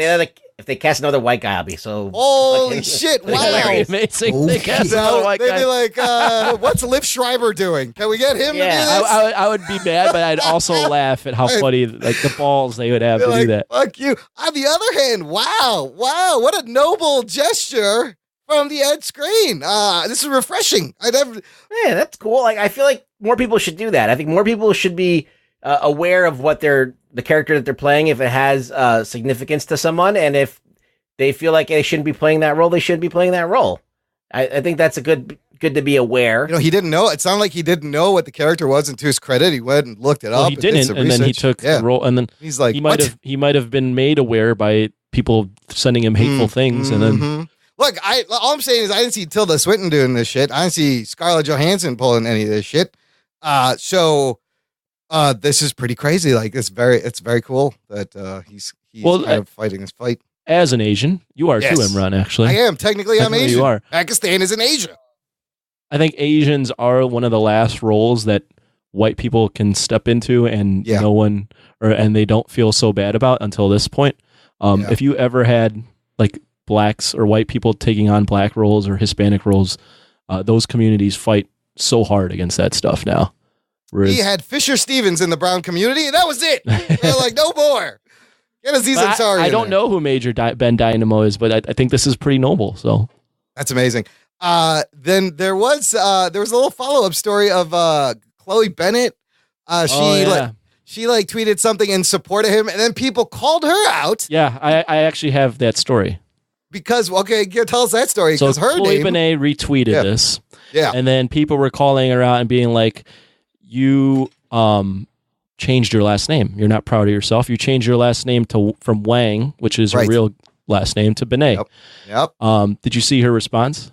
I know. Basically, I know it said that she did it so that other people wouldn't have to do it. She basically, she said she did it because Hollywood is racist, and there's no way she would have been able to get a role without changing her last name, and she hopes that one day she won't have to change her last name, or people in the future won't have to change their last names if they're of Asian descent to get a Hollywood role. Plus, she's in a position and now she's in a position to speak about it, right? So I ain't mad at her. I thought it was shitty to call her out as a hypocrite. Like people they don't get it how Hollywood works. It's fucking way racist. It's pretty crazy. Yeah, I think. Well, anytime you post on either the left or right or any sort of side as a celebrity on Instagram or Twitter or Facebook, there's always going to be those fucking assholes on the other side that call you out or try to call you out or make you look dumb or something like that. And she's a sexy wang. I'll tell you that much. Very sexy wang. She is that. Oh, she also mentioned that just because she changed her last name doesn't mean she still doesn't have Chinese blood in her. She's like, she's still not Chinese. representing being Chinese. Right. Exactly. It doesn't change the fact that she's representational. But to put food on her table, she had to change her last name. Which makes it even more sad. Yeah. That's how the game works, which really sucks. You know what's the saddest thing is the Inhumans TV show is will be premiering tomorrow as we record in IMAX. Is that your transition right there? Yes, nice. It is. You like that? You like that yeah. segue? First of all, this IMAX run was supposed to be 2 weeks. They cut it back to 1 week. That's so stupid. Oh, shit. Right? Because there's some other movie coming out. The latest trailer, they have fixed Medusa's hair, if you go watch the very end of it, by shaving her head. Oh, shit. Lame. For some reason, yes, at the very end of this trailer, you see Medusa and her head she's got a buzz cut. And I don't know how that works in the story, if it's in like the first 2 episodes. But what's interesting is the review embargo they just lifted for this movie because they know it's a piece of shit. They don't want to get people not going to IMAX. I want to share one review because it says it all. So these reviews will be coming out. This is what this reviewer said. IGN. This might sound like the MCU's version of Game of Thrones, and it certainly had the potential to be with its superhero monarchy and place for power, but the show is a disappointment on every level. The costumes and makeup look like a group of friends decided to do Inhumans cosplay the day before Comic-Con. The Royal Palace, a main setting, looks like a warehouse on the outside, and it's full of bland, forgettable spaces on the inside. He says Maximus is Ewan Rewon's Maximus is like Diet Loki. He says the IMAX movie does more harm than good. The story simply doesn't have the scope, scale, or polish to make use of such a bold format. And he wraps it up with Inhumans is bad from top to bottom. Try as it might. The show does not live up to Marvel brand. It's most definitely not worth seeing it in IMAX. And I wouldn't recommend catching it on TV either. Oh, shit. Wow. But this is what we expected. It is. 4 out of 10, but you know what? Hey, 4 out of 10. That means it's not horrifically bad. It's not horrific. It's not Batman and Robin. I kind of want to see this in the IMAX. I may just go sneak in and watch this. He's just being a dick. No, now. I was like... That's the first dick I've thrown out today. Those sucking dick jokes. Keep it to a minimum.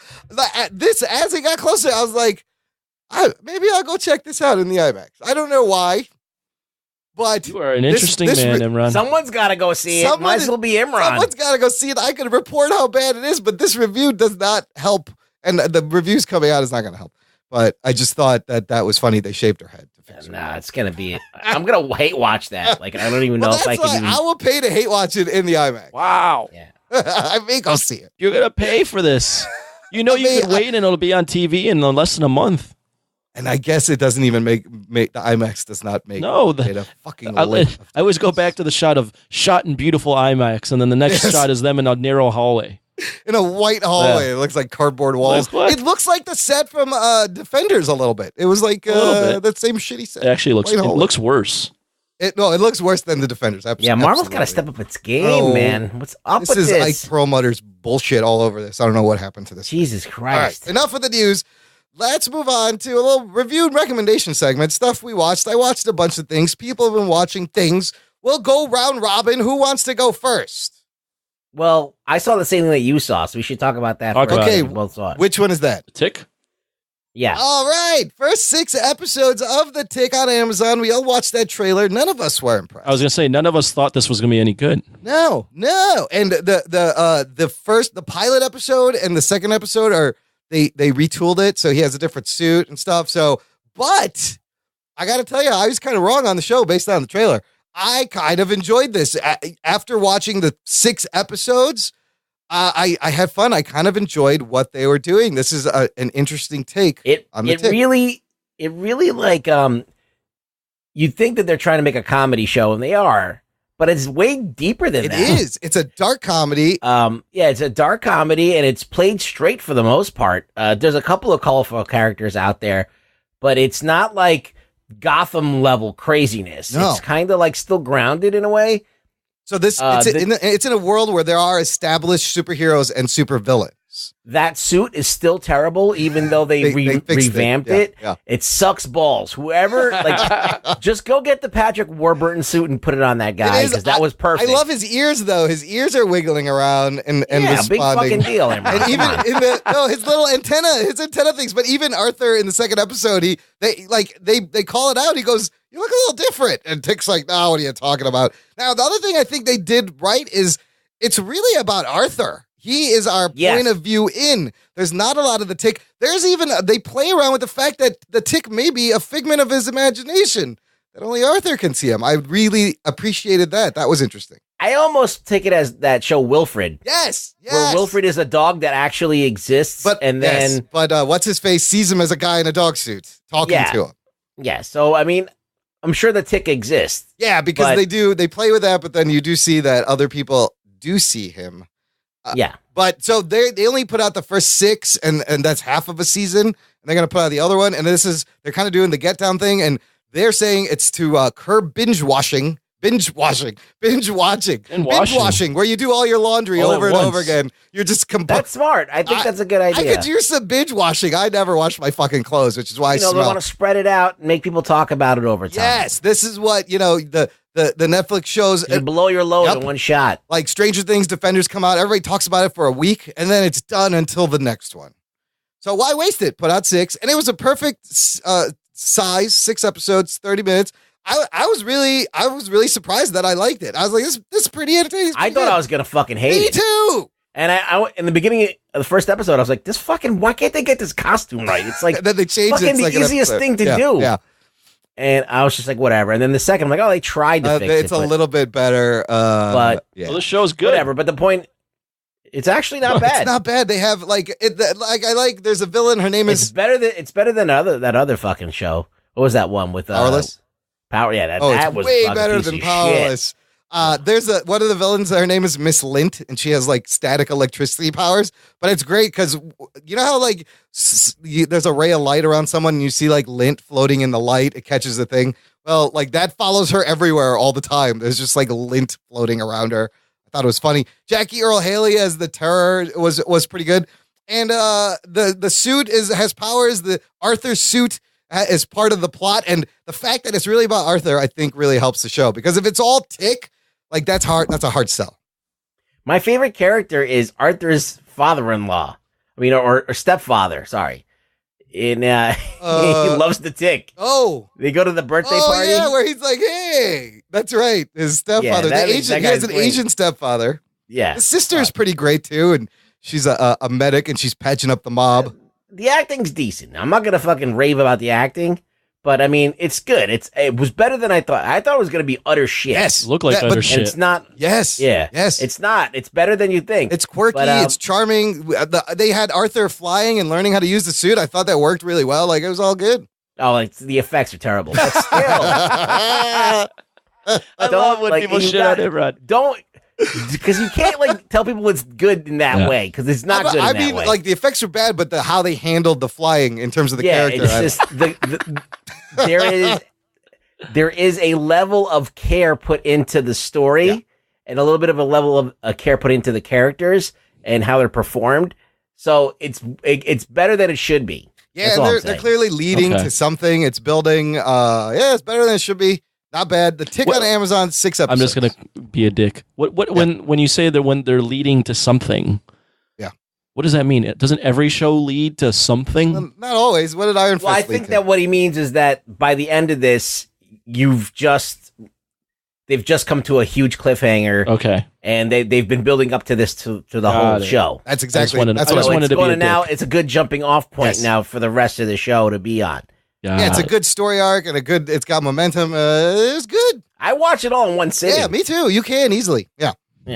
So they've released 6, and how many are gonna come out? They'll probably put out another 6, I imagine. All right, for the rest of the season. But they're doing half season. The first episode's the toughest one to get through because he just looks so bad. So the way that worked is that they had this pilot thing where they made all these pilots, and then people voted, and the pilot got picked up, and then they had a lot of time. They retooled the suit, and so there was a lot of time between the first and second episode to change things because they'd only done 1.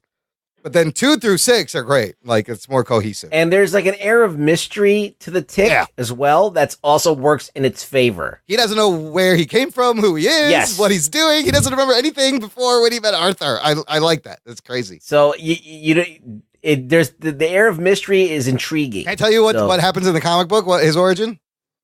You can tell me. He escaped a mental institute. Okay. Yes. So I don't know if they're going to do that, but that's why he's all crazy. Anthony, what do you got? I threw up a thing on the Jock and Nerd community, which you guys, if you like intelligent conversation or not intelligent conversation, that's where you go. Or superhero depending on your pics. perspective. Yeah.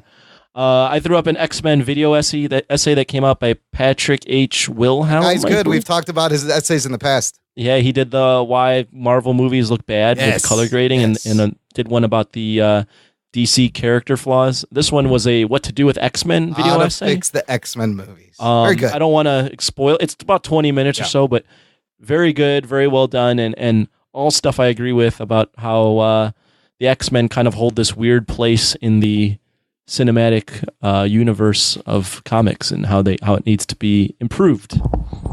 Very good points, and it's a lot of points we have said on the show while talking about X-Men and reviewing X-Men movies. Why don't they do this? Those guys went. I was like, yep. Well, as the video states, the X-Men began in a weird spot where no one thought superhero movies would translate on screen, so they grounded it as much as they could. Yeah. And now it's evolved past that point. I mean, it's crazy. It spanned the whole superhero explosion from black latex suits to put everyone in bright suits. They have movies planned so that this will be a shared universe for 20 years. Whoa, in the X-Men? Whoa. Oh, yeah. It started in 2000. Well, it's already been, it's been 16 17 years. 17 years. So I'll put a link. Which is just insane. It's crazy. That's incredible. I mean, this really Wow. was before. I mean, Blade was before that, but X-Men and Spider-Man, early 2000s. No, but like X-Men actually had like all their movies are supposedly connected. Now there's a lot of flaws. Yes. But not supposedly, they are supposed to be all in the same universe. Yeah, so the next... It is the longest running shared universe. It is the longest running shared universe. That's very I gotta watch this. I want to know how this guy solves the problem. It's very good. Let me, this will tie in. It's very talky. Not a lot of pictures. It's very two guys talky. talking. He has a buddy there, and it's just like they filmed a podcast, and they're just like, let's do this. Yeah, you should watch it. You'd like it. So I'm gonna, one of their points I'm gonna mention was, let's make it big sci-fi. Let's go big with this. Get crazy. This is the X-Men. There should be aliens and different planets. And we've all kind of felt the same thing. It's X-Men, let's make it big. Here's the irony. The next movie they're making is X-Men Dark Phoenix, Simon Kinberg. And he has talked about what he wants to do with the movie, and it's the exact opposite of that point in that video. In the latest issue of Total Film, Kinberg said that he must find a way to ground it so it's not too intergalactic, stressing that the X-Men films are human and emotional, which he's right. In that sense, Kinberg could mean the hopes to keep the film emotionally grounded, but it's unclear. So he wants to do the opposite of what X-Men fans are like. You know what my favorite point was of that? Yes. Of that video essay? And I think I've mentioned this on the show. They keep going back to the analogy of being persecuted for who they are. Yeah. And like them being an allegory to race relations and even like gay rights. You don't want to expose yourself because they'll chase you. But even the new show Gifted is coming out every time. And X-Men's always been really good when it relates to stuff that's relevant to now. And I like the idea of them saying, why don't we make it so that mutants are like cool, sort of like appropriated, like black culture now, but white people are cool with it, but they don't want it too close to them. Let's move past my God. Let's hide it and everything. Now we're going to ape your culture, but we really don't want you to. We don't want to see you in our actual line of sight. Yeah, it's like let's move or do like a some form of all lives matter, Black Lives Matter, or Blue Lives Matter, something like mutant that. Lives Matter. Let's move past the Nazi version of this and let's get into like the real world, what's going on with this country right now. That would be a nice step. Yes, I agree. And you're right. I agree with that. That's good. The Gifted is doing the same thing. These guys are on the run. That's why when I saw the Gifted, I was like, this is another X-Men where people are on the run and they're ashamed of being mutants, and the parents are telling them, "Oh, but you can hide it. You can hide it, right?" Like they don't understand it. No, it should be a thing where everybody knows mutants, and these people love mutants. These people want to be mutants. These people quietly are racist to mutants. That's why when they brought up the Morlocks, is that what they're called? The underground. They're the underground mutants. So there's different societies of mutants now. It's like the shitty mutants that like have horns and stuff and you don't want to see. It's almost like the allegory to like we want to see the African Americans that are athletes and rappers, but we don't want those. We don't want any of those inner cities. No, we don't want to see that. But we want to see the ones that are publicized and that sort of feel. We don't want to see the Chirac motherfuckers. Show me the fucking Puff Daddies. We don't give a shit about the ghetto. Yes, but we do want to see you play basketball. As long as you don't move in next door to me. Oh, right. Shit. Just don't move in. Stay over there. But that is a perfect analogy for this. Make it soap opera-y. There's plenty more video points. They make like 6 or 7. It's very good, really and they also have a great idea on how to swing it into like where Deadpool is going, connected to that, and that really should be some kind of future of the series. Yeah, they have like 6 points. Very well done video. Check it out in the show notes, jockandnerd.com/184. I'll go next. The new Spider-Man cartoon on Disney XD. You fucking love it, right? First 3 episodes, it's not bad. It's not bad. I haven't watched it. Here's why. They are doing a couple of different things. It starts 2 weeks after Peter gets his powers. He's in a homemade costume that's similar to Homecoming. Right. But the similarities to Homecoming stop right there. Right away, it flashes back to an Uncle Ben. He goes, what would Uncle Ben do? Uncle Ben, voiced by Patton Oswalt. Kind of works. What the hell? Yes, they de-aged the Uncle Ben. He does not know how to use his powers. You see him, he's making his web shooters, and he even talks about like how much PSI these shooters need. He's trying to figure out the tech. He doesn't have his costume until the 2nd episode, and he makes it himself. Here's how he gets the tech, though. What they brought in from the Spider-Man comic book is Max Modell Horizon Labs. There's a high school called Horizon High. It's a very smart, nerdy high school that Norman Osborn is in.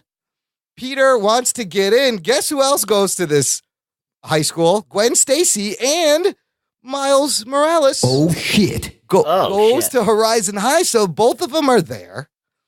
At which point, Norman Osborn gets kicked out of Horizon High, or Harry Osborn, and his dad goes, I'm going to make you a school just for you. So he opens a competing Smarty high school that Norman is in. So what makes the show great? Instead of here's the thing, while you're narrating the plot. Because you see that it is Peter in high school, but you see him being smart. You see him. He gets tech from Horizon Labs. He builds his own suit. There's no Tony Stark. Does his life suck though? That's what I want to know. His life kind of does suck. He's always late for things, and he's missing classes, and he can never. And people are like, "Where the fuck are you running off to all the time?"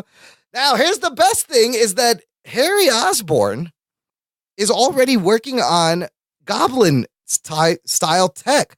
These two guys are already kind of on the opposite sides. They're best friends, but they go to different schools. Harry's got the secret tech that he's working on Peter doesn't know about that looks like goblin bombs, and Peter's got a secret Harry doesn't know about. It's a different take on the Harry Osborn, and it kind of works. It adds a little bit more, conflict and relationship, and it's not just a boring Harry Osborn doing nothing. But you got a Flash Thompson in there who's trying to go to Horizon High. I liked it. I thought it was pretty good. Now, is Flash Thompson a DJ in this one? No, he's this big, tall, tan dude with blonde hair, and he's like, hey, I'm Flash Thompson, man. I don't know what he is. You see him briefly. But we got introduced to the Vulture and a couple other bad guys. Did you like, was it Ultimate Spider-Man? I did not. At first I watched it, and then I couldn't watch it. And it's nothing like that. It was dog shit? Yes. It was Family Guy Spider-Man. It was Family Guy Spider-Man. I thought it was terrible. No, I like in that show that they had Iron Fist, they had Phil Coulson, Fitz and Simmons. They were trying to tie it into the MCU, but that breaking the fourth wall and the little cute big head characters. Yeah, the Deadpool stuff was annoying. This is nothing like that. It's a soap opera. It's a continuing story. It's not bad. Give it a go. First 3 episodes are out. What is it out on? Disney XD. Okay.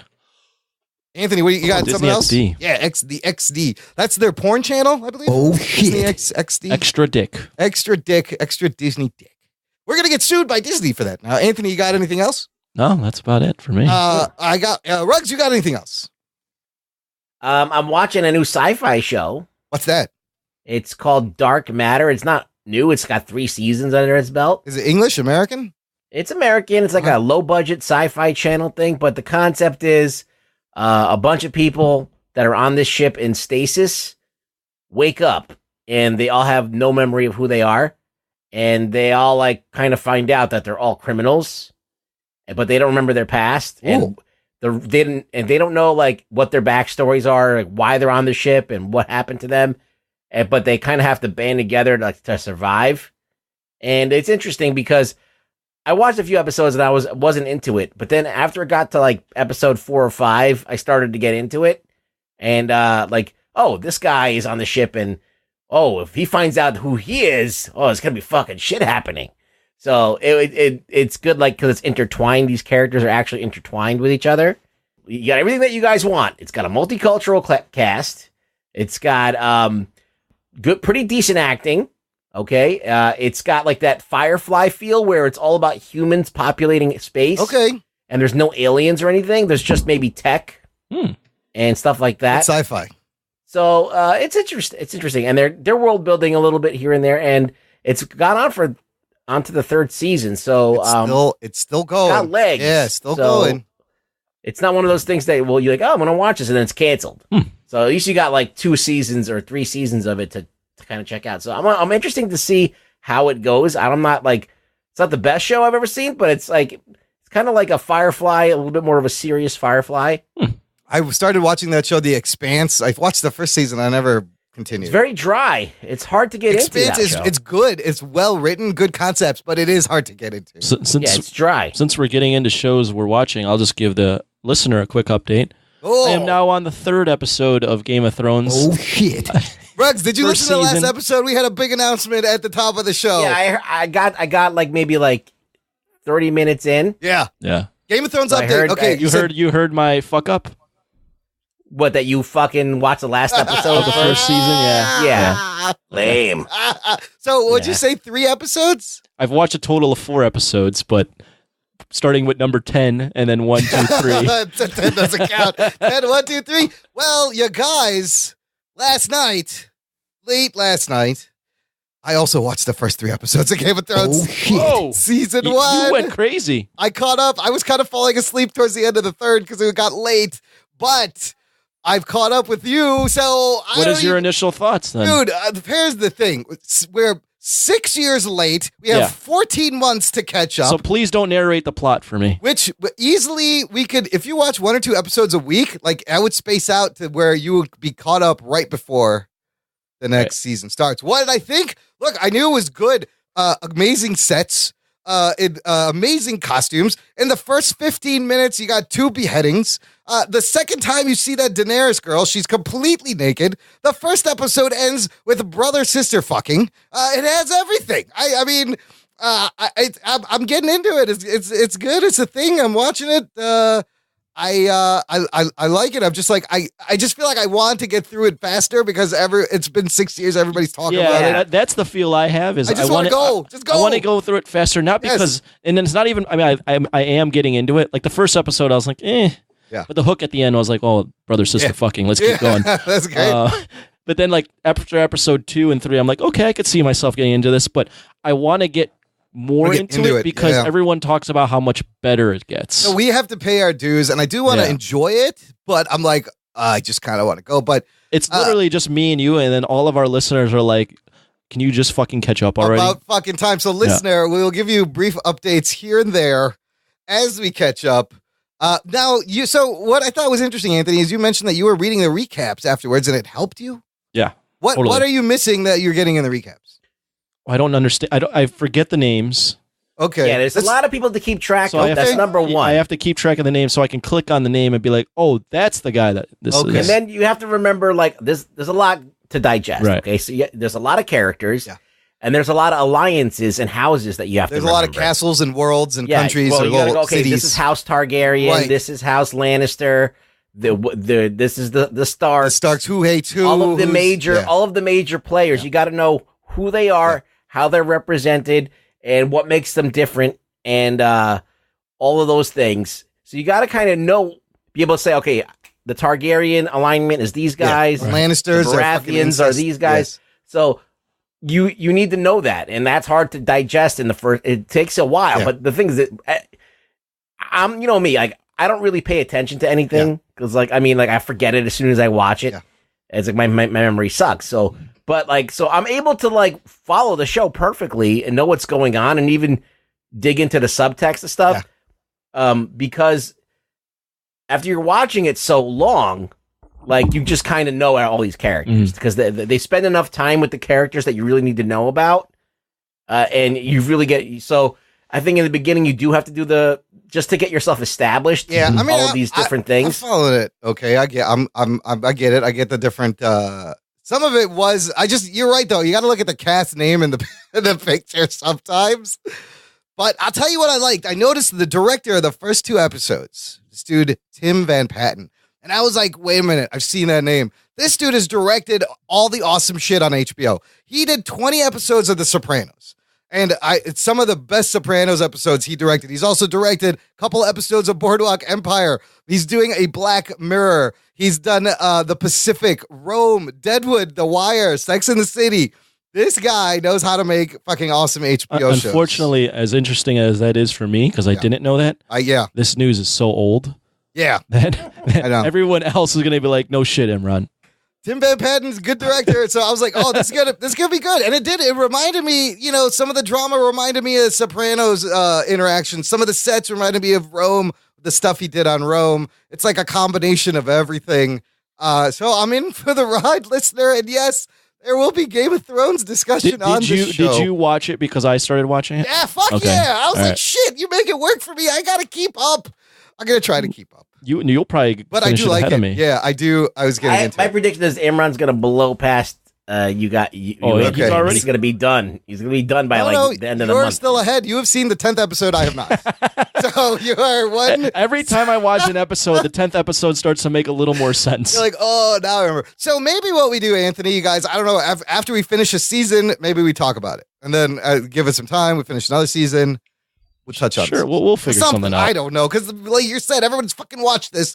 These shows are 6 years old. Everyone has watched it. But I will say that I've even had people at work are like interested to see what I think of each episode. Yeah, because Anthony watches it the best. Anthony watches it. I watch it the best. The one thing that's bugging me is like all these characters have these great, like fanciful, made up, crazy fantasy names. And then there's a dude named Ned. And that just reminds me of Flanders. I'm like, really? Ned? Well, his name was Eddard, right? Yeah, that's right. So Ned is his nickname. It's just Ned. It just it doesn't The one that sticks out to me is Jon Snow. Jon Snow's still kind of a cool name. Sounds like a coke dealer. It does. That's the code. That's what I tell my wife. I'm gonna go see my buddy Jon Snow. I'll be right back. Yeah, Jon Snow's here. That's the guy that party starts. He was in Training Day. That's the guy that Snoop Dogg hit up in the wheelchair. Yeah. Oh, the actor. Yeah, remember he was in Training Day in a wheelchair, and then Denzel Washington sticks a pen down his throat, and he coughs up cocaine. I need to see my boy Jon Snow and my girl Mary Jane. You feel me? Right, you there feel you me? go. That's what I'm talking about. So, yeah, Jon Snow, bastard son, we get it. There's White Walkers, there's a wall, winter's coming, blah, blah, blah. You guys know this for 6 years. We're just getting on the boat. Speaking of this announcement got a lot of people excited, Anthony. Yeah? We're going to share some emails. First email from Joe Henry, Super Peyton Joe Henry. He goes, Imran, I'm really happy you're going to give Game of Thrones a try. I heard Anthony started on your last show. I hope I talked you guys into it. Remember, it starts off slow, but the last few seasons are the best yet. So don't give up. And I realized why Anthony watched the first season finale first. HBO seems to start their seasons off in the app showing the last episode first when you click a season. Yes. But the episode numbers are shown. You just have to scroll back. I hate that feature, to be honest. Why not start off with the first episode? Yeah, it's like podcast, too. It's reverse chronological. And when I saw that, I saw season 1, episode 1. I didn't see the 0. And then that's where it got cut off. Yeah. Right. On a side note, I went to your site and made a purchase, a Jock and Nerd t-shirt to support your show. Nice. Yahoo! He picked like the gray. That's a great color. Yeah, gray slate one. And he says, I hope Rug Boy makes it back on the show soon. Oh, he's already back. Have a great weekend, Joe Henry. Thanks, Joe. You're the best. I'm back for now. Joe's the best, dude. He's a Patreon supporter. He bought a shirt. He's a Joe, listener. you are the best. Love Joe Henry. You know I us. do have to say, though. Yeah. It wasn't because of you. Okay. It's been building up. It's been the build up. Yeah. And we were like, and then when you dove in, I was like, motherfucker. All right. I'm going to fucking do this. Listen, man, when Sunday comes, I'm fucking amped. Just like when Sopranos is on. When Sopranos was on, when Sunday hit, I was like, dude, I'm fucking amped for Sunday because I'm going to get to watch Sopranos. My friends will literally get together and like have dinner together and watch the fucking show. And I was like, this is like cultural movement. There aren't many shows that deserve that kind of attention. Well, it's almost done. There's only one season left. Is that a fever pitch? I got HBO specifically to watch The Sopranos. I had bought the DVDs. I caught up, and I was like, I need to have fucking HBO for the last few seasons. Well, I was also having our like nerddom questioned by everyone because we weren't watching Game of Thrones. But it has I say in the beginning of the show, this is comic book and superhero related stuff. It has nothing to do, but it is. If I am going to catch up on Walking Dead, right, then I guess I should catch up on Game of Thrones. It's a way Game of better Thrones show. Is way better, personally. But this is the thing. It's in the same wheelhouse as these good storytelling. No, because like you're talking about. When you talk about superhero shows, you're talking about doing something that requires a budget for effects, creating sets, costuming, all of this thing, creating a new world. And then you're seeing it done at its best on the show. Absolutely. Like there's, you know what I'm saying? Absolutely. Like they're really like, the sets are fucking amazing. Money is no object. That fucking animal armor where there's like the jaguar armor that they're wearing. Oh, it's so cool. The armor is amazing. Let's get Rug Boy real quick. So this show, it's that fucking good, huh? I think, well, as far as what you can do in a TV series that looks movie level in its production value, I say yes. Would you say best show on television right now? No. Okay. I would say that it's the best show of its ilk. Okay. Like a fantasy show. Okay. Or anything that's kind of sci-fi or fantasy or has to do with effects and sets and stuff like that. It's the best that's been done. And boobies. Lots of incests. Oh, yeah. Well, it gets progressively less boobies as you go on. I do enjoy Amelia Clark's boobs. Yes, Amelia Clark was great. And well, that's the other thing is all these cats are showing up everywhere now. I know. And it's kind of cool when I to saw see the them. redhead Sansa, Yes, I was like, how do I Sophie recognize Turner, her? Yeah. Oh, yeah, that's who it is. Amelia Clark, and you got who's the other girl that's doing stuff? Well, eventually, we saw Jason Momoa. Jason Momoa, yeah, with giant and eventually, man pecs. If I'm not wrong, we'll see Finn Jones. Oh, that's right. We will see. And Peter Dinklage is great Peter on the Dinklage show. I too, love yeah. the Dinklage. Oh man, Amazing. I kind of want to. I think I'm gonna really get into this.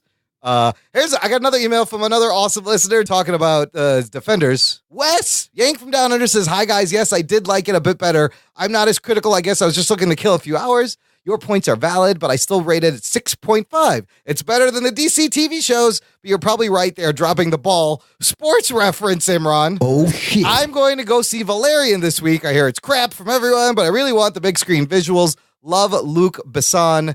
Got to get to work now. Keep up the good work. Oh, and trying to figure out how to change card number on Patreon as lost old card. Don't panic if I drop off before I can switch numbers. Any ideas? Wes Cranford. Yank from Down Under. And actually, I wrote back. It's actually really easy. If anybody wants to do that, you have to go to the website. You log into the thing, and it says edit. You click on your pledge, and you can edit, and you can change your card, and no interruption. So very easy. If you are confused, just email show@jockandnerd.com. Now, the email from Jimmy, which I got like today. Hey guys, thanks for putting out another great show. So that last episode almost felt like a what the fuck happened with Delhauer rather than a review. You had me rolling. I am the first to admit that I am not some movie/TV aficionado or critic. When I watch something, though, I'll say to myself, something isn't right here, or why does this bug me so much? Then I listen to your review and I'm like, oh, that's why. So thank you for your critical analysis.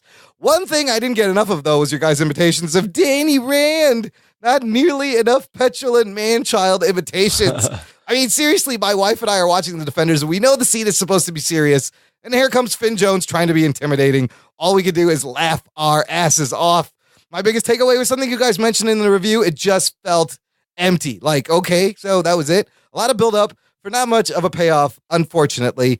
Anyways, thanks for your insights and energy you guys bring each week. Loyal listener, Jimmy the Geek. P.S. Glad to hear Anthony is digging Game of Thrones. Don't worry, you guys both have plenty of time to catch up.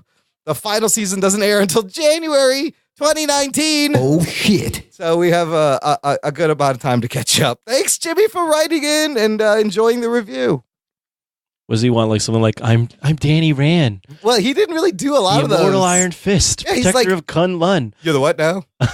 I'm Sworn destroyer of the hand. I'm the enemy of the hand. I'm Danny Rand. He always says like those 4 or 5 things every time. Keeps restating. I love in the Iron Fist. I'm immortal. I'm immortal. I'm It's the like, immortal Iron Fist. What makes you immortal? What? You can't die? It's my chi. Colleen, how could you do this? Colleen, they're their hand. Joe from work always does the quote, Larry's like, where's Danny? And he's like, oh, he's upstairs recharging his chi. He's recharging I was like, what? chi. God, I can't believe they made him so uncool. And they made him like the focus point of the stupid Defenders. What were you thinking? Should have been Wilson Fisk and not ninjas. Would have been better. Should have been something else. Anyways, that's about it for the show. I made a couple of guest appearances on another show I wanted to mention. Of course you did. There's a podcast called Zang This. I got to zang something. It was very exciting. But I'm on episode 50 that just came out. We were talking about Spider-Man Blue and the movie and all things Spider-Man. Nice. So I love Spider-Man. I love Spider-Man, and Ellie and Zinger are adorable. They're really cool. Great geeks. Would love to have them on our show. So thank you guys for asking the nerd on. And you can always catch me on Trivia Geeks and Sketching Comedy if you need more bullshit from the nerd. That's where you're going to find me. Rugs, where can the people find you? Well, on the streets, hiding in various underbrush. In the shadows, under the dumpster. In the shadows, and on Twitter. And you can find me at Really Rug Boy at Twitter. It's Really Rug Boy. Yeah. Of course, listeners, subscribe to the show. Leave us a rating and a review on Apple Podcasts. But you can find us anywhere. Just visit jockandnerd.com and tell a friend. Anthony, any final thoughts for the listener? Let's set them off good for it's the Labor Day weekend. Set them off good? All right. Go out and get fucked up. It's the last weekend of the summer, technically. Yeah. Not technically. Not metaphorically, but whatever. You know what I'm saying. The beginning of the end of summer. Yeah, literally. No, it's not literally. Technically, I think summer ends later, but regardless, everyone kind of considers this the last week in the summer, so go out and get fucked up. Monday, you probably don't have work. Sleep in. Go do some shit. Yeah. And I don't know why you listen to our show. Go get laid or something. But thanks for listening. Yep. Tell a friend. Spread the geekery. Thanks for listening to the Jock and Nerd podcast. My name is Imran. My name's Anthony. He's the jock. He's the nerd. Well, peep you next time. Peeps. What's up, fam? See you later, fam. Fam? Yeah. What does he say? Image all day, son. Yeah. Kill all monsters. Yes. I see that you know your judo well. Get your hand off my penis! Shit is heavy, man. Jock and Nerd. Shit is heavy. Gravity's a bitch.